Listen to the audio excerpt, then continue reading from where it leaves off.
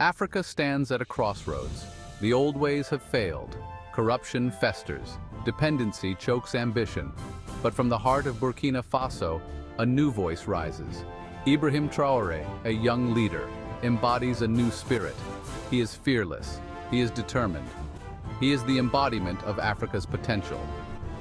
Traoré's journey is remarkable. He rose through the military ranks, witnessing firsthand the challenges facing his nation. He saw the suffering of his people.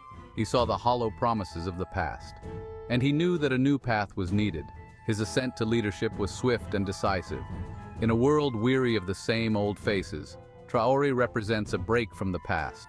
He is a symbol of hope for a continent yearning for change. His message is simple. Africa must chart its own destiny. Traoré's leadership is not about empty rhetoric, it is about action. It is about challenging the status quo. It is about empowering a new generation to take control of their future. He is the voice of a continent ready to rise. Traoré's message is clear. Cowardice, betrayal, and incompetence have plagued Africa for too long. These are the enemies within, more insidious than any external threat. They have crippled nations and shattered dreams. Cowardice whispers in the ears of leaders, urging them to choose comfort over courage. It tells them to stay silent in the face of injustice. It breeds complacency and stifles progress. Traoré's message is a resounding no to this insidious force. Betrayal cuts deep, eroding trust and fracturing unity. It manifests in corrupt officials who line their pockets while their people starve. It is the cancer that eats away at the fabric of society. Traoré's leadership demands accountability and transparency. Incompetence, whether born of negligence or lack of vision, is a recipe for disaster. It cripples institutions and leaves nations vulnerable. Traoré's call to action is a demand for excellence, for leaders who possess both the will and the skill to deliver. Traoré's vision for Africa is bold and uncompromising. He envisions a continent free from the shackles of dependency, a continent that stands tall on the world stage.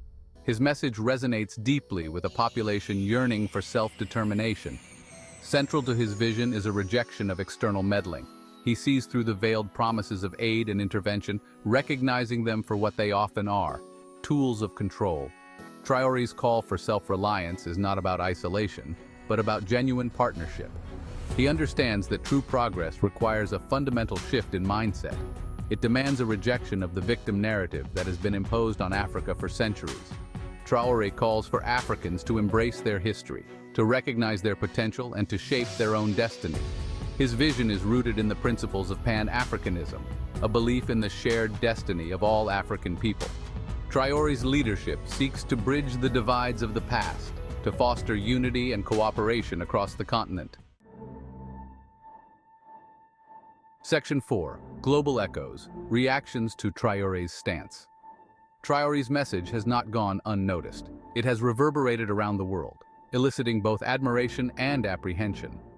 In the halls of power, his words have stirred discomfort, challenging the established order. Western media outlets, accustomed to portraying African leaders through a particular lens, have struggled to categorize Traoré. Some have resorted to familiar tropes, labeling him a firebrand or a radical. Yet his message resonates far beyond the confines of these simplistic labels. Across Africa, Traoré's words have been met with a mix of hope and cautious optimism. Many see in him a reflection of their own aspirations, a leader who speaks truth to power. His message has ignited a spark of hope, particularly among the youth. Internationally, Traoré's leadership has sparked a debate about the future of Africa's relationship with the world. His call for self-reliance challenges the existing power dynamics, demanding a more equitable and respectful partnership. Section 5. Pan-Africanism Rekindled, a continent united. Traoré's vision extends beyond the borders of Burkina Faso.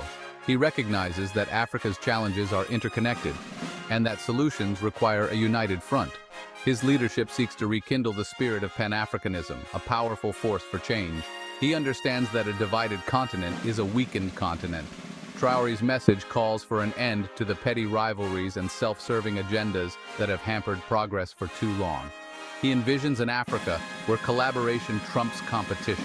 His call for unity is not about erasing diversity, but about harnessing it for the common good.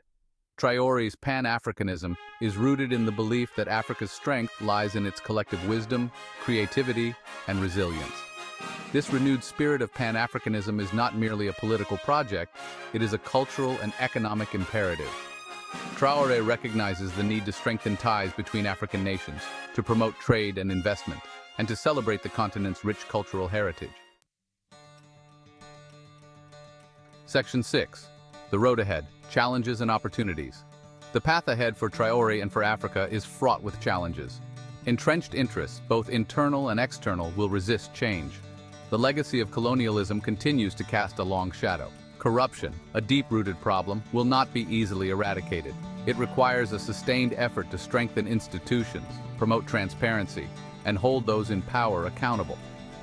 Traoré's leadership has taken important first steps, but the journey is far from over. The scourge of terrorism and conflict continues to plague parts of the continent, fueled by poverty, inequality, and external interference. Addressing these root causes is essential for achieving lasting peace and stability. Despite these challenges, there is a palpable sense of hope. Traoré's leadership represents a break from the past, a beacon of possibility. His vision, though ambitious, is rooted in the belief that a better future is within reach.